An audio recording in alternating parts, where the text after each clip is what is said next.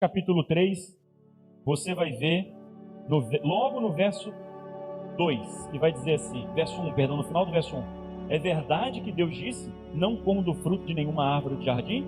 Não foi isso que Deus falou? Deus falou que não podiam comer o fruto daquela árvore. Se eles não comessem nenhuma árvore do jardim, iam morrer de fome. Não foi isso que Deus falou? Mas ele pega a verdade, parte da verdade, e mistura com o erro e entrega. Essa é a artimanha de Satanás. É o engano. E esse é o maior perigo para mim e para você. É quando nós misturamos a verdade com o erro e nos afastamos da clareza do assim diz o Senhor. Quando nós não seguimos o que a palavra de Deus diz, mas começamos a interpretar a palavra de Deus de acordo com o que a gente acha que deve ser, quando nós nos afastamos da clareza dos mandamentos da palavra de Deus e começamos a dizer que pode ser desse jeito e pode ser daquele outro jeito, nós estamos entrando na seara do engano. E estamos indo para a destruição, estamos indo para nos afastar dos caminhos de Deus, porque é assim que começa o distanciamento. Você não percebe, você não se dá conta, até que você está longe demais. E aí não tem mais jeito, como não teve para esse povo. Aquilo que Deus diz, aquilo que Deus fala, é claro como água. E quando Ele fala, nossa única salvaguarda é seguir a palavra de Deus. É por isso que quando nós vemos esse tipo de situação, nós encontramos certas falas. Não pense você que quando a gente fala não seguir aquilo que Deus está falando, a gente está falando de um determinado perfil e de outro perfil de pessoas, como, por exemplo, liberais e conservadores. Não, o erro está em todos. Por exemplo, pessoas de mente mais liberal costumam dizer assim: eu não acho que é assim. A palavra de Deus diz como é, mas ela fala: não, eu entendi, mas eu não acho que é assim. Ou usam frases do tipo: não, isso aí é cultural. Isso aí não é bíblico não, isso é cultural. Isso é cultural, não tem problema nenhum. Outros falam: não, eu sinto diferente. Eu uma vez estava na igreja, era pastor de uma única igreja, grande, assim, era pastor daquela igreja, tinha uma sala pastoral, um escritório naquela igreja ali para eu atender as pessoas, os irmãos. E aí eu recebi um telefonema. Estava ali de manhã, recebi um telefonema. Era uma senhora. E ela falou assim: olha, aí da igreja tal, coisa tal, assim, eu acompanho a Novo Tempo e eu gosto muito da Novo Tempo, coisa tal, papá, e eu queria uma visita de um pastor adventista. Você pode vir na minha casa? Eu falei: posso. Ela me deu o endereço. Achei um pouco estranho, não porque o endereço fosse assim nada fora do comum, mas porque era uma região no bairro, eu conhecia bem aquele bairro, onde só tinha assim pessoas de um poder aquisitivo muito alto. Eu olhei, ela me deu o nome, e o nome ficava, sabe quando você passa assim, já ouvi esse nome? E aí fui fazer a visita a ela. Cheguei no prédio, mandou subir. Quando eu cheguei no apartamento que eu a vi, falei: parece que eu conheço a senhora. Eu falei: ah, sim, eu sou fulano de tal, sou vereador aqui da cidade do Rio de Janeiro, deputado. Aí começou a falar lá. Ah, tá, por isso que eu sabia que eu conhecia. Aí a gente sentou na sala para conversar, estava ela, a moça que trabalhava com ela, e eu falei assim: o que eu posso lhe ajudar? Ela falou: não, eu estou com uma dúvida num texto bíblico, e eu acho que é um pastor adventista que vai poder me ensinar. Porque eu sou da igreja tal, você falou, da igreja tal, mas os pastores lá são muito enrolados, os adventistas sabem explicar melhor. Eu: tá bom, estou ouvindo. E ela começou a me falar o texto lá. Falou o texto, eu ouvi o texto, ouvi a explicação que ela deu sobre o texto, e aí eu disse para ela, eu falei assim: olha, vamos estudar o texto. Aí abri o texto e fui explicando para ela: esse texto diz assim, por causa disso, olha, tá conforme isso. Fui abrindo para lá, para cá, para cá. Ficamos ali uns 40 minutos conversando, e ela me olhou e falou assim: pastor, interessante sua explicação. Eu falei assim: ficou alguma dúvida para a senhora? Ela falou: nenhuma, entendi perfeitamente. Eu falei: poxa, que bom, né? Ela falou: pois é, mas eu não concordo com o senhor não. Aí eu falei: é que? Eu não, porque eu sonhei com esse texto e Deus me revelou que é outra coisa. Aí eu falei para ela, vamos voltar para a estaca zero aqui. A Bíblia é a palavra de Deus. Deus é um só e Ele não tem problemas emocionais e mentais. Então o que Ele falou na Bíblia, Ele vai repetir. Como que Ele vai dar um sonho para a senhora com uma interpretação diferente daquilo que o texto bíblico diz? E ela falou, não, mas Ele falou para mim diferente. E isso ficou mais ou menos 1h30, até que terminou a visita e eu fui embora e ela não mudou a cabeça dela. Porque na convicção dela, não era o que a Bíblia dizia, mas era como ela entendia o que a Bíblia dizia. Qual é o nome disso? Engano. Se Deus fala com você e fala com você de algo que é diferente daquilo que está no texto bíblico, não é Deus falando com você. Você pode estar certo disso, que não é.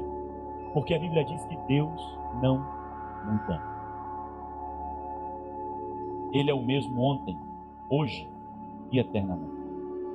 O que Ele falou ontem, Ele vai falar hoje, vai falar amanhã, e é por isso que eu confio nele.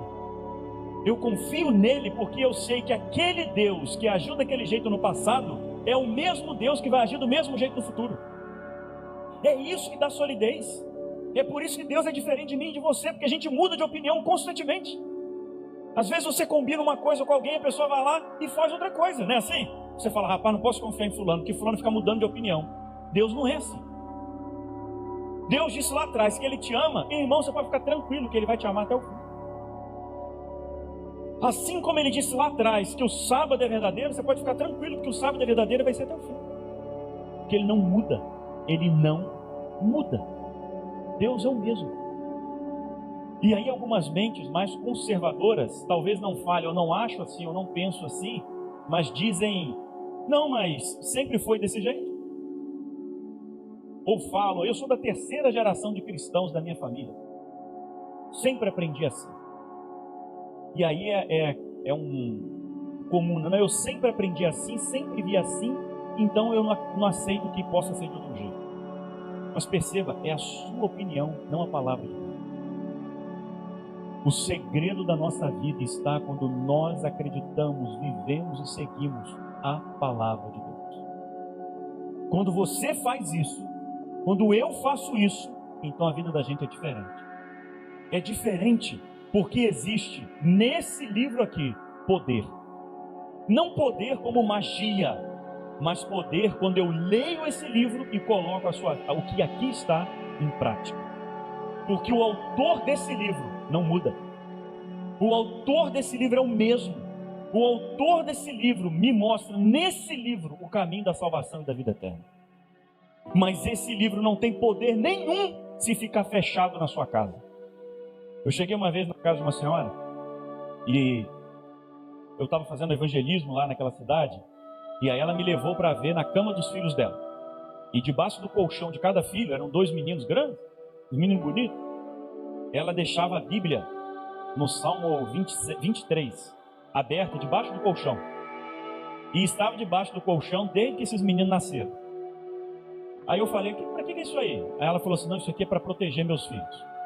Aí eu perguntei para os meninos, como é que vocês dormem com esse negócio debaixo do colchão? Eu falei, pastor, a gente não sente mais nada não. Ele falou assim, desde que a gente é gente, nós dormimos assim. Eles falaram que não sente nada não. E a Bíblia ficava ali debaixo do colchão. E aí eu fui conversar com ela, porque a Bíblia não é um amuleto que te é poder mágico, você carrega, tem magia. Tem muito cristão que acha que a Bíblia é desodorante, que enfia aqui debaixo, né? Aí vai acabar a caatinga. E tem cristão que acha que é amuleto, que leva a Bíblia aqui na frente aqui para espantar o capeta. Mas não pega a Bíblia para estudar. Não pega a Bíblia para ler. Ela fechada, sem ser aberta, lida e vivida, não tem valor nenhum. E aí Satanás vai enganar você. Vai enganar você dizendo para você que os mandamentos de Deus foram mudados. Vai enganar você dizendo para você de que a salvação em Cristo pode ser pelo seu esforço pessoal e não simplesmente pelo poder e pela graça dele. Vai enganar você dizendo para você que você pode usar isso ou usar aquilo outro, aqui, que não tem problema, porque é cultural. Vai enganar você dizendo que você não precisa seguir essa regra que está na Bíblia, porque isso é só costume. Vai enganar você dizendo para você que você pode sim viver como você quer, com a pessoa que está do seu lado, que você não é casada, que não tem problema, porque os tempos são outros. Vai enganar você dizendo que você pode pegar o seu dízimo, a sua oferta e usar do jeito que você quiser, porque afinal de contas o dinheiro é seu, você não tem que devolver na casa do tesouro. Vai enganar você dizendo que você pode ter a vida que você quiser, desde que você ame a Deus. Isso é engano, porque a palavra de Deus não muda. E todos aqueles que decidiram não seguir a palavra de Deus se perderam, inclusive uma nação inteira. Aqui está a nossa salvaguarda, aqui está o nosso poder, aqui está aquilo pelo qual nós devemos lutar, viver e dedicar tempo: a palavra de Deus. É a Bíblia o nosso guia de fé e prática. É a Bíblia que precisa orientar a vida da gente. É a Bíblia que precisa ser aberta, e Satanás fará tudo para você não estudar esse livro. Satanás vai colocar mais trabalho para você, vai mudar a linha de ônibus que você pega para trabalhar só para te atrasar, para você ter que sair mais cedo. Vai colocar em você preguiça, vai colocar séries para você assistir, porque você tem tempo para tudo, menos para ler a palavra de Deus. Você consegue fazer exercício físico, você consegue assistir série, você consegue tirar tempo para descansar. Agora, para estudar a palavra de Deus, não tem tempo. Ah, meu irmão, pois pode saber que se esse livro não é o centro da sua vida, você está perdido. E você está vivendo um engano, achando que está vivendo nos caminhos de Deus. Porque a única salvaguarda que nós temos é este livro. É por isso que ele tem que ser aberto. É por isso que quando nós pregamos na igreja, e eu falo aqui para vários que pregam nas igrejas: não pregue historinha, não pregue sermãozinho que você pegou na internet, ou em alguns agora já no chat GPT. Pregue a palavra de Deus. Abra a Bíblia diante das pessoas. Não se preocupe em fazer show, não se preocupe se tem que pregar desse jeito, daquele jeito, isso não importa. Porque o poder não está no pregador, o poder está aqui. Quando ela é aberta, ela é poderosa e transforma vidas. Abra a Bíblia diante das pessoas. E você abre essa Bíblia diante das pessoas num púlpito, ou você abre essa Bíblia diante das pessoas, às vezes na casa das pessoas, dando estudos bíblicos. Nós precisamos nos envolver dando estudos bíblicos, apresentando a palavra de Deus para as pessoas, porque é ela quem vai libertar as pessoas dos enganos de Satanás. Aonde estamos nós com a nossa Bíblia aberta, falando e apresentando a palavra de Deus com o nosso vizinho, com o nosso esposo, com a nossa esposa, com os nossos filhos? Há pouco tempo atrás, um pai me procurou dizendo: pastor, eu não sei o que eu faço, porque meus filhos foram criados na igreja, mas hoje estão fora da igreja. O que eu vou falar aqui não é nenhuma fórmula, por favor, não ouça assim, nenhuma crítica a ninguém. Eu só fiz uma pergunta para ele, eu falei: querido, você abriu a Bíblia com seus filhos? Você fazia o culto na sua casa todo dia? Você colocava seus filhos para ler a Bíblia? E ele parou, me olhou e falou: pastor, não. Eu falei: então chegou o momento de você fazer. Mas eles já estão grandes. Falei: daí, procure seus filhos, abra a Bíblia com eles e fique tranquilo, porque nessa palavra tem poder. Quando ela é aberta, quando ela é lida, ela transforma a vida de pessoas.